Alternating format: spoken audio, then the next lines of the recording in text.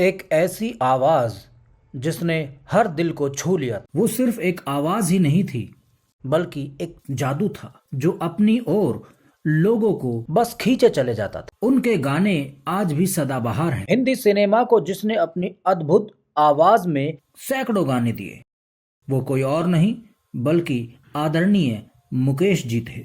आज वो हमारे बीच नहीं है, पर उनके गाए हुए गीतों को हर दिल आज भी याद करता है। यूं तो मुकेश साहब ने अपने जमाने के सभी लीड एक्टर्स के लिए गाने गाए थे, पर सबसे ज्यादा उन्होंने शोमैन राज कपूर साहब के लिए गाने गाए थे, जिनमें कुछ चंद गीतों के नाम मैं आपको बता देता हूँ। दोस्त दोस्त ना रहा, जीना यहाँ मरना यहाँ, सजन रे झूठ मत बोलो, कहता है जोकर सारा जमाना, दुनिया बनाने वाले क्या तेरे मन में समाई, क्यों तूने दुनिया बनाई, आवारा हूँ और मेरा जूता है जापानी, ऐसे अनेक गाने शामिल हैं। दिल्ली में 22 जुलाई साल 1923 में जन्मे मुकेश जी का पूरा नाम मुकेश चंद माथुर था। फिल्म इंडस्ट्री के मशहूर गायक वो रहे हैं, पर वो सिंगर नहीं, एक एक्टर बनना चाहते थे। हालांकि मुकेश जी ने कुछ फिल्में भी की थी, पर वो फ्लॉप साबित रही थी।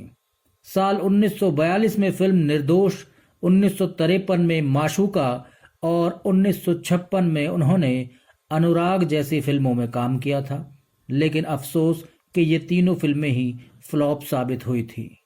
इसके बाद मुकेश जी ने कभी एक्टिंग की ओर रुख नहीं किया था। फिल्म पहली नजर में दिल जलता है तो जलने दे गाना उन्होंने गाया था, ये सुपरहिट हुआ था। इस गाने को मुकेश जी ने KL सहगल साहब के अंदाज में गाया था। साल 1949 मुकेश की जिंदगी में टर्निंग पॉइंट साबित हुआ था। महबूब खान की फिल्म अंदाज और राज कपूर साहब की बरसात फिल्म में इन्होंने जो गाने गाए थे वो सभी सुपरहिट हुए थे। मुकेश के 6 गाने ऐसे भी रहे जो रेडियो शो पर टॉप रैंक पर रहे, वो भी पूरे साल। मुकेश साहब के बेटे नितिन मुकेश जी ने एक इंटरव्यू में बताया था कि उनके पिता बहुत पढ़े लिखे नहीं थे। रोज सुबह उठकर वो सैर पर जाते थे, लौटकर तैयार होकर रियाज करने बैठ जाते थे। उसके बाद घर में बने छोटे से मंदिर के सामने बैठकर वो रोजाना रामायण पढ़ते थे। रामायण पढ़ते पढ़ते मुकेश जी इमोशनल हो जाते थे। तब उनकी माँ कहती थी कि इनके सामने से रामायण हटा लीजिए, वरना मुकेश रोता ही रहेगा। नितिन मुकेश जी ने बताया कि उनके पापा की बहन की शादी थी। बारात में मशहूर एक्टर प्रोड्यूसर मोतीलाल जी आए हुए थे। शादी में उनके पापा मुकेश ने सहगल साहब के गीत सुनाए थे, जिन्हें सुनने के बाद मोतीलाल जी ने मुकेश जी से कहा कि मेरे साथ मुंबई चलो, मैं तुम्हारा जीवन सुधार दूंगा। मोतीलाल जी ने इस बारे में मुकेश जी के पिता से बात की। उन्होंने कहा कि आपका लड़का इतना बेहतरीन गाता है, इसकी जगह दिल्ली में नहीं बल्कि बम्बई में है। मोतीलाल जी के इतना कह देने से मुकेश जी के पिता घबरा गए। वो इसलिए क्योंकि मुकेश जी की नौकरी लग गई थी। उनके पिता कोई रिस्क लेना नहीं चाहते थे, तो उन्होंने मना कर दिया। अब मोतीलाल जी ने हार नहीं मानी। वो मुकेश जी के ताऊ के पास गए और उनसे अपने भाई यानी कि मुकेश जी के पिता को समझाने के लिए कहा। तब मुकेश जी के ताऊ ने उनके पिता को समझाया तो वो मान गए। नितिन मुकेश बताते हैं कि एक्टर मोतीलाल जी की कोई औलाद नहीं थी, ऐसे में उन्होंने मुकेश जी को ही अपना बेटा मान लिया था। पर जब वो मुकेश जी को लेकर मुंबई आए तो उन्होंने सिर्फ एक बात मुकेश से कही, वो ये थी कि तुम्हें हर सुविधा यहाँ पर मिलेगी, खाना मिलेगा, रहने को मिलेगा, पहनने को कपड़ा मिलेगा, लेकिन पैसा नहीं मिलेगा। इंडस्ट्री में अगर आपको काम चाहिए तो खुद के दम पर लेना होगा, तुम्हें अपनी पहचान खुद ही बनानी पड़ेगी। मैं इसमें तुम्हारी कोई मदद नहीं करूंगा और न ही तुम्हें कोई कॉन्टैक्ट दूंगा। मोतीलाल जी ने मुकेश को पंडित जगन्नाथ प्रसाद से संगीत की शिक्षा दिलवाई और संगीत की दुनिया में मुकेश ने बहुत नाम कमाया। इंडिया के match winning leg spinner BS Chandrashekhar Mukesh के बहुत बड़े फैन रहे थे। गायक के रूप में अपने करियर की शुरुआती दौर में उन्होंने दिल्ली में लोक निर्माण विभाग में क्लर्क के रूप में काम किया था। मुकेश जी के ससुर अपनी बेटी का विवाह एक गायक के साथ नहीं करना चाहते थे, इसलिए मुकेश ने अपनी पत्नी सरल त्रिवेदी के साथ भागने का फैसला किया था। मुकेश जी KL सहगल के एक उत्साही प्रशंसक थे और अपने गायन करियर के शुरुआती दौर में उनकी आवाज की ही नकल करते थे। ऐसा कहा जाता है कि जब के.एल. सहगल ने पहली बार इस गीत को सुना, दिल जलता है, तो वो ये नहीं समझ पाए कि क्या वो गीत उन्होंने गाया है या किसी और ने गाया है। नौशाद साहब और अनिल बिस्वास जी जैसे संगीत निर्देशकों ने मुकेश की संगीत की शैली को विकसित करने में मदद की थी, जैसे कि मेरा प्यार भी तू है, यहाँ उठाए जा उनके सितम और जिए जा, हम आज कहीं दिल खो बैठे इत्यादि। मोहम्मद रफ़ी साहब और किशोर कुमार साहब के साथ मुकेश जी का नाम भी उस समय के अग्रणी पार्श्व गायकों में गिना जाता था। उन्होंने विभिन्न प्रसिद्ध संगीत निर्देशकों जैसे S.D. बर्मन साहब, कल्याण जी आनंद जी, शंकर जी जयकिशन जी, लक्ष्मीकांत साहब प्यारेलाल जी इत्यादि के साथ काम किया था। उनका एक गीत जीना यहाँ मरना यहाँ को शंकर जयकिशन साहब द्वारा निर्देशित किया गया था, जो हमेशा से ही संगीत प्रेमियों का पसंदीदा गीत रहा है। उन्हें कई बार यूं देखा गीत के लिए राष्ट्रीय पुरस्कार से सम्मानित किया गया था। फिल्म रजनीगंधा का ये गाना था जिसे सलील चौधरी जी ने कंपोज किया था। इसके अलावा उन्हें विभिन्न गीतों के लिए 4 फिल्म फेयर पुरस्कारों से पुरस्कृत किया गया था, जैसे सब कुछ सीखा हमने ना सीखी होशियारी, सच है दुनिया वालों कि हम हैं अनाड़ी, जय बोलो बेईमान की, कभी कभी मेरे दिल में ख्याल आता है, सबसे बड़ा नादान इत्यादि। उन्हें दुनिया बनाने वाले चंदन सा बदन और राम करे ऐसा हो जाए गीत के लिए बंगाल फिल्म जर्नलिस्ट एसोसिएशन पुरस्कार से भी सम्मानित किया गया था। साल 1959 में ऋषिकेश मुखर्जी की फिल्म अनाड़ी ने राज कपूर को पहला फिल्म फेयर अवार्ड दिलवाया था, लेकिन कम ही लोगों को पता है कि राज कपूर के जिगरी यार यानी कि मुकेश जी को भी अनाड़ी फिल्म के सब कुछ सीखा हमने न सीखी होशियारी गाने के लिए बेस्ट प्लेबैक सिंगर का फिल्म फेयर अवार्ड मिला था। शुरुआत में राज कपूर साहब की आवाज बने मुकेश जी, लेकिन आहिस्ता आहिस्ता इस छवि से बाहर निकल मुकेश ने प्लेबैक सिंगिंग का एक नया इतिहास लिख दिया था। 40 के दशक में मुकेश का अपना प्लेबैक सिंगिंग स्टाइल था। नौशाद साहब के साथ उनकी जुगलबंदी एक के बाद एक सुपरहिट गाने दे रही थी और उस दौर में मुकेश जी की आवाज में सबसे ज्यादा गीत फिल्माए गए थे दिलीप कुमार साहब पर। 50 का दशक मुकेश जी को एक नई पहचान दे गया था। उन्हें शोमैन राज कपूर साहब की आवाज कहा जाने लगा। कई इंटरव्यूज में खुद राज कपूर साहब ने अपने दोस्त मुकेश जी के बारे में कहा था कि मैं तो बस शरीर हूं जी, मेरी आत्मा तो मुकेश है। राज कपूर और मुकेश की दोस्ती स्टूडियो तक ही नहीं थी। मुश्किल दौर में राज कपूर साहब और मुकेश जी हमेशा एक दूसरे की मदद को तैयार रहते थे। बतौर playback singer Mukesh ji industry में अपना मकाम बना चुके थे। कुछ नया करने की चाह जगी तो वो प्रोड्यूसर बन बैठे और साल 1951 में फिल्म मल्हार और 1956 में अनुराग फिल्म बना डाली। एक्टिंग का शौक उन्हें बचपन से था, इसलिए माशूका और अनुराग में बतौर हीरो वो लॉन्च हो गए, लेकिन बॉक्स ऑफिस पर ये दोनों ही फिल्में फ्लॉप हो गई। उनका काफी पैसा डूब गया। कहते हैं कि उस दौर में मुकेश साहब आर्थिक तंगी से जूझ रहे थे। बतौर एक्टर प्रोड्यूसर मुकेश जी को सफलता नहीं मिली। गलतियों से सबक लेते हुए फिर से सुरों की महफिल में वो लौट आए। 50 के दशक के आखिरी सालों में मुकेश फिर प्लेबैक के शिखर पर जा पहुंचे।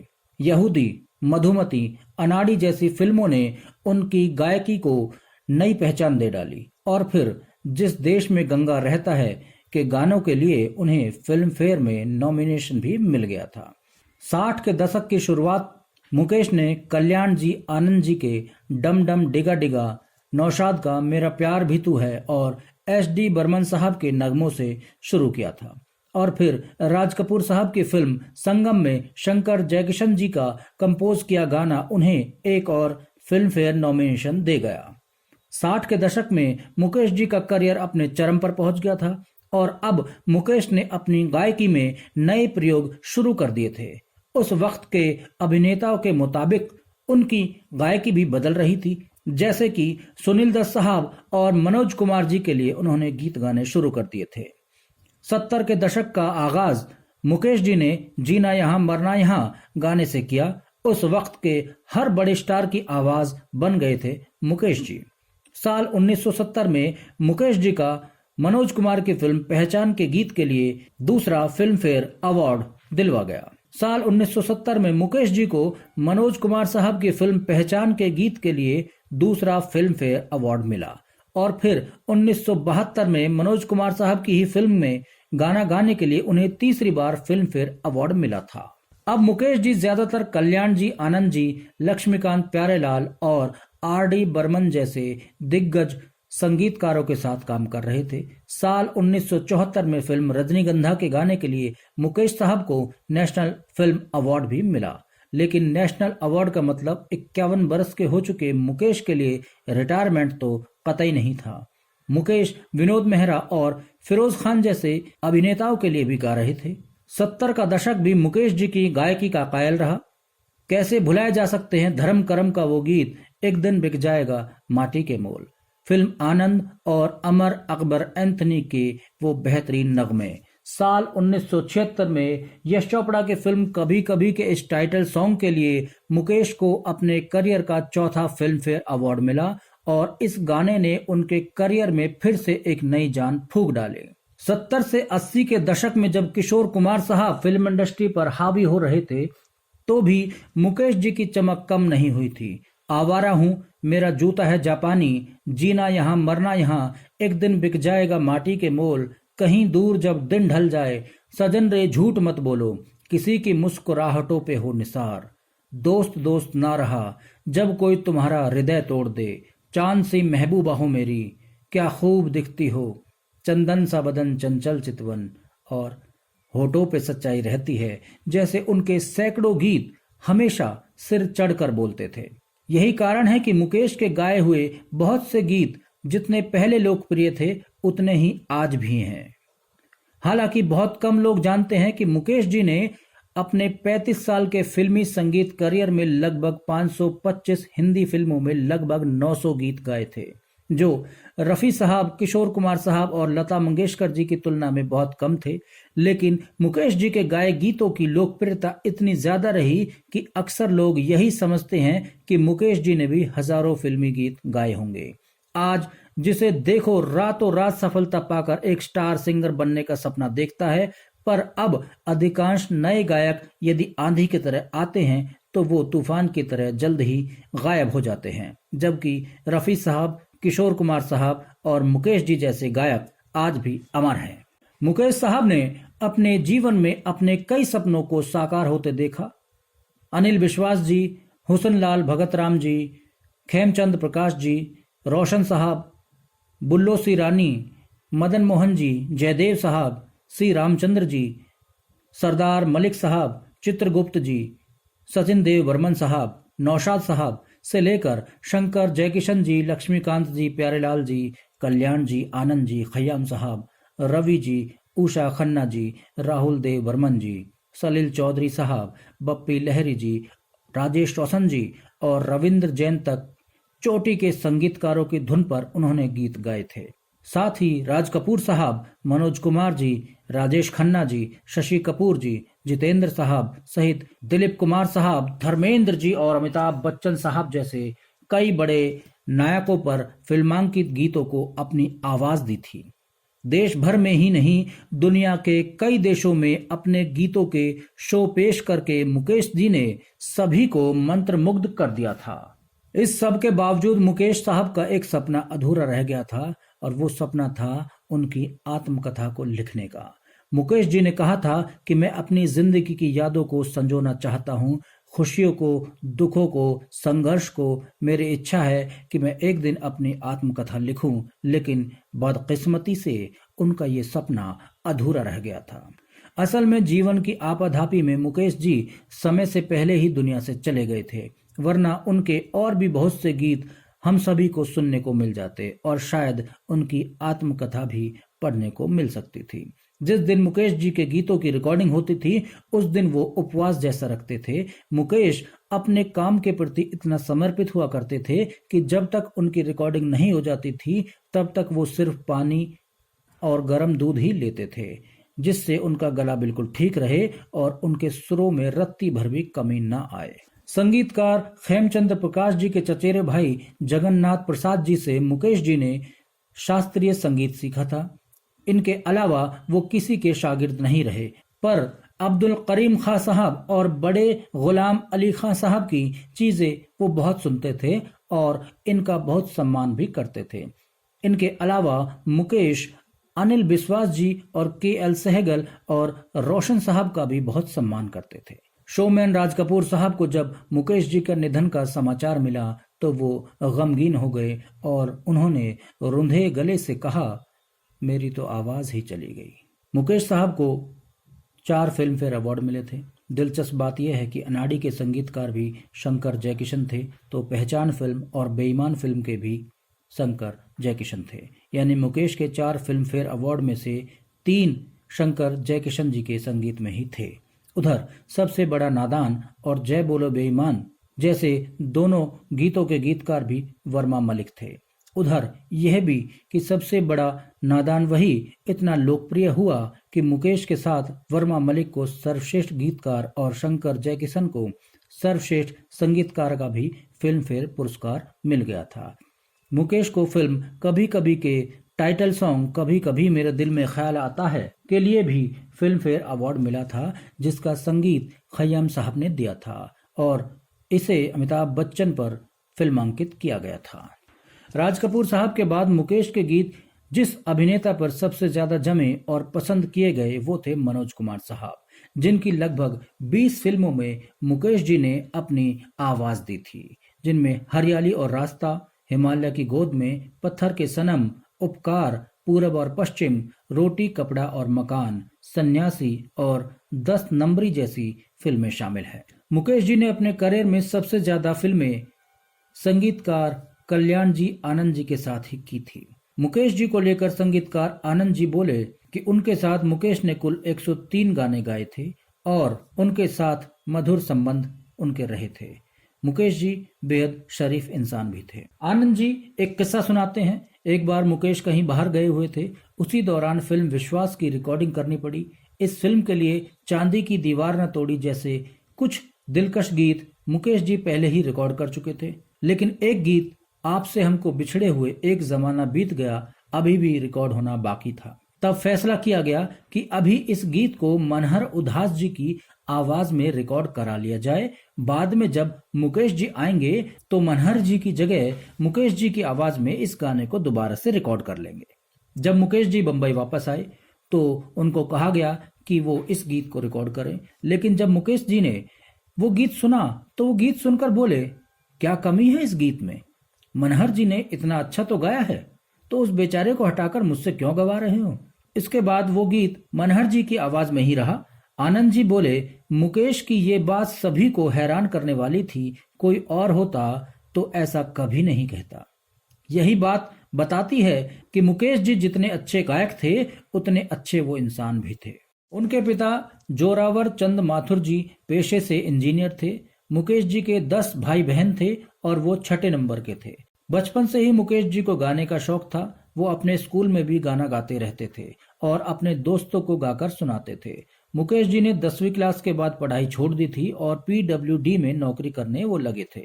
मुकेश जी फिल्मों में भी काम करना चाहते थे, जिसके बाद एक पल ऐसा आया कि उन्हें इंडस्ट्री में गाने का ब्रेक मिल गया। उन्होंने हर तरह के गानों में अपनी आवाज दी थी, लेकिन उन्हें दर्द भरे गीतों से ज्यादा पहचान मिली थी।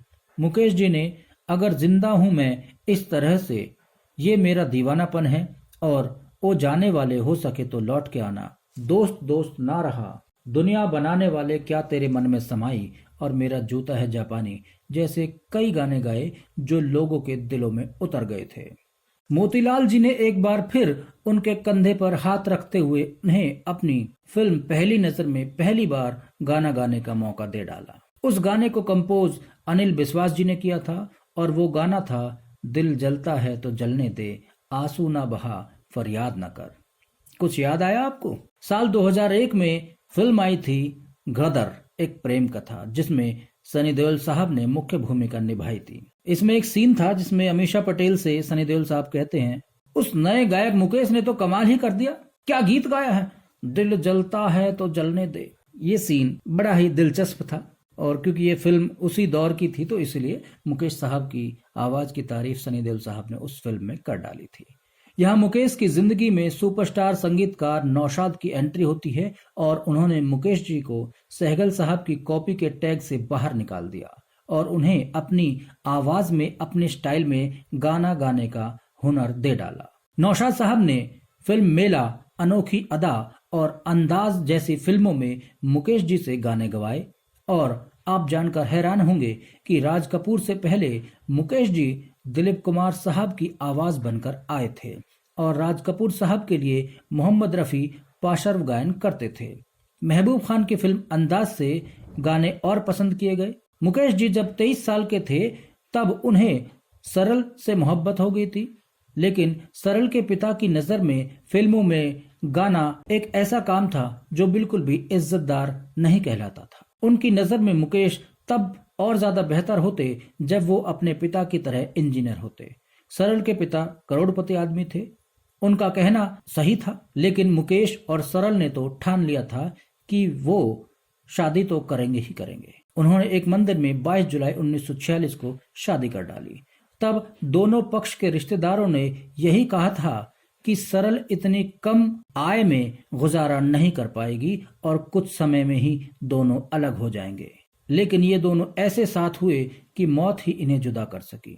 इसके अलावा किसी की हिम्मत नहीं हुई कि मुकेश से उनकी सरल को छीन लिया जाए।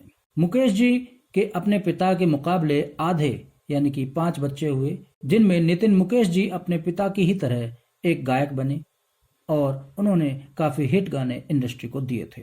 दिलीप कुमार साहब ने मुकेश की बजाय मोहम्मद रफी साहब को अपना गाना गाने के लिए चुन लिया और उधर राज कपूर साहब ने अपनी आवाज के लिए मुकेश जी को चुन लिया था।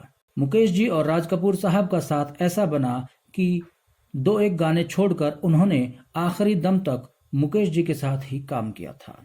अब क्योंकि राज कपूर साहब की फिल्मों में फिक्स शंकर जयकिशन साहब का संगीत होता था, इसलिए मुकेश जी ने 1300 में से 133 गाने शंकर जयकिशन जी के संगीत में ही गाए थे। लेकिन मुकेश जी के ज्यादातर चार्ट बस्टर गाने कल्याण जी आनंद जी के साथ रहे थे।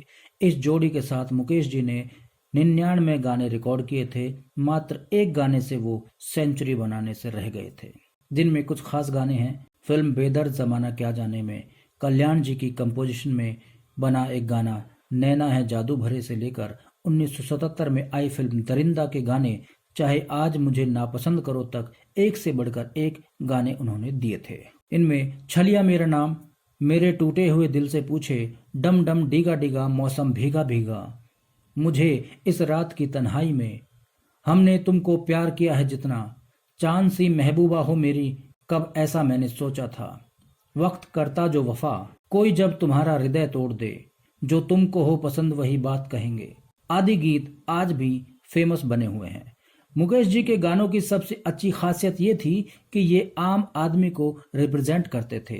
उनकी आवाज ऐसी थी कि कोई भी उनके गाने गुनगुना सकता था, क्योंकि उस दौर में मोहम्मद रफी साहब और किशोर कुमार साहब की तूती बोलती थी। इनके पास समय नहीं होता था, इतने बिजी शेड्यूल होते थे, लेकिन मुकेश जी इन सब से विपरीत गिने चुने गाने ही किया करते थे। साल 1968 में आई फिल्म मिलन में उन्होंने लक्ष्मीकांत प्यारेलाल जी के लिए भी गाना गाया था और इनके गाने भी रिकॉर्ड तोड़ हिट हुए थे। गीत सावन का महीना पवन करे शोर आज भी लोकप्रिय गानों में शुमार है। कमाल की बात तो ये है कि मुकेश जी ने सलील चौधरी के लिए भी बहुत कम गाने गाए, पर जो गाए वो रिकॉर्ड तोड़ हिट हुए। मैंने तेरे लिए ही 7 रंग के सपने चुने, कहीं दूर जब दिन ढल जाए, ये दोनों गाने आनंद फिल्म में थे और आप सब जानते हैं कि ये कितने बड़े हिट गाने थे। मजा तो तब आया जब मुकेश जी की ही तरह बहुत लिमिटेड फिल्मों में संगीत देने वाले फेमस म्यूजिक डायरेक्टर खयाम साहब ने मुकेश जी को अपनी फिल्म कभी कभी के गीतों में आवाज देने के लिए बुला लिया। कभी कभी के गीत साहिर लुधियानवी जी ने लिखे थे और हर गायक साहिर साहब के गीतों पर आवाज देने के लिए लालायित रहता था। बस जब यह टीम बनी तो गाने भी एक से बढ़कर एक निकले। 1976 में आई इस फिल्म के गानों की डिमांड ऐसी थी कि इसके लिए मुकेश जी और लता मंगेशकर जी संग जगह जगह कॉन्सर्ट करने के लिए विदेश में भी जाने लगे। इसी फिल्म के गाने कभी कभी मेरे दिल में ख्याल आता है को फिल्म फेयर अवार्ड भी मिला था, लेकिन लोगों की नज़र में इसी फिल्म का दूसरा गीत मैं पल दो पल का शायर हूँ बहुत पसंद किया गया था। इस गाने और मुकेश का क्रिकेट कनेक्शन भी बहुत स्ट्रांग है। लेजेंडरी लेग स्पिनर भगवंत चंद्रशेखर मुकेश के बहुत बड़े वाले फैन थे।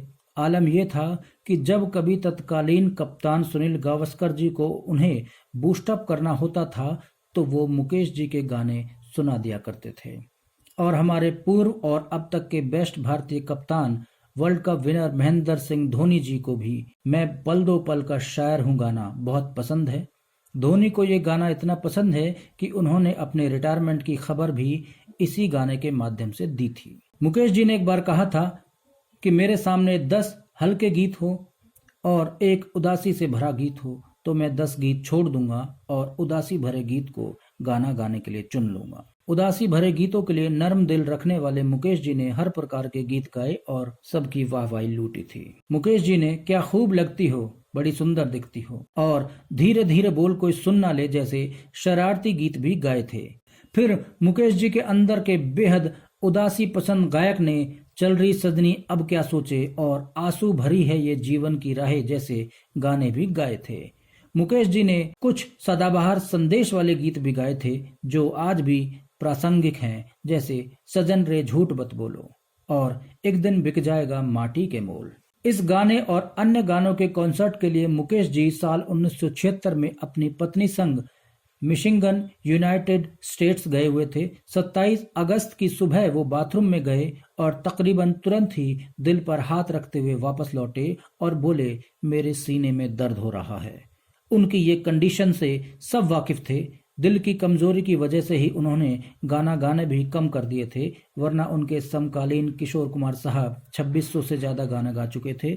उन्हें तुरंत हॉस्पिटल में ले जाया गया और डॉक्टर्स ने नब्ज थामते ही कह दिया ही इज नो मोर। उस कॉन्सर्ट को पूरा करने के लिए लता मंगेशकर जी और नितिन मुकेश जी ने भीगी हुई आंखों से उस कॉन्सर्ट को पूरा किया। लता मंगेशकर जी उनके पार्थिव शरीर को भारत लेकर आई थी। जब ये खबर राज कपूर साहब ने सुनी तो उनके आंसू नहीं रुके। उन्होंने रुंधे हुए गले से कहा मेरी आवाज ही चली गई। तब मुकेश जी करियर में पीक पर थे, पर चंद मिनटों में सब कुछ खत्म हो गया। पूरा बॉलीवुड इस खबर से सन्न रह गया। मुकेश जी की उम्र मात्र 53 साल की थी। उनके निम्न गीतों को हम दोनों मिलके, कागज पे दिल के, हमको तुमसे हो गया है प्यार और 7 अजूबे इस दुनिया के 8वीं अपनी जोड़ी उनकी मृत्यु के बाद ही रिलीज किए गए थे। मुकेश जी द्वारा गाया गया अंतिम गीत चंचल शीतल निर्मल कोमल जो फिल्म सत्यम शिवम सुंदरम में आया था और ये फिल्म साल 1978 में रिलीज हुई थी। मुकेश साहब तो चले गए पर उनकी आवाज, उनकी लेगेसी सदा के लिए बरकरार रही। लक्ष्मीकांत जी, प्यारेलाल जी संग मनमोहन देसाई खुद को किस्मत वाला मानते हैं कि उन्होंने भारतीय फिल्म संगीत का एक ऐसा गाना रिकॉर्ड कर लिया जो पहले कभी नहीं हुआ था, जो फिर कभी नहीं हो सकता था। जी हाँ, हम फिल्म अमर अकबर एंथनी के गाने हमको तुमसे हो गया है प्यार की बात कर रहे हैं। इस गाने में मोहम्मद रफ़ी साहब, किशोर कुमार साहब, मुकेश जी और लता मंगेशकर जी ने एक साथ गाया था। इस जैसा गाना न कभी दोबारा बना और न कभी बन सकता था। तो साथियों, ये थी महान गायक मुकेश जी के जीवन से भरी हुई चंद बातें। उम्मीद करता हूँ ये प्रोग्राम आपको अच्छा लगा हो। अगर आपको अच्छा लगा तो इन बातों को अपने परिवार, अपने साथियों के संग शेयर ज़रूर कीजिएगा। धन्यवाद।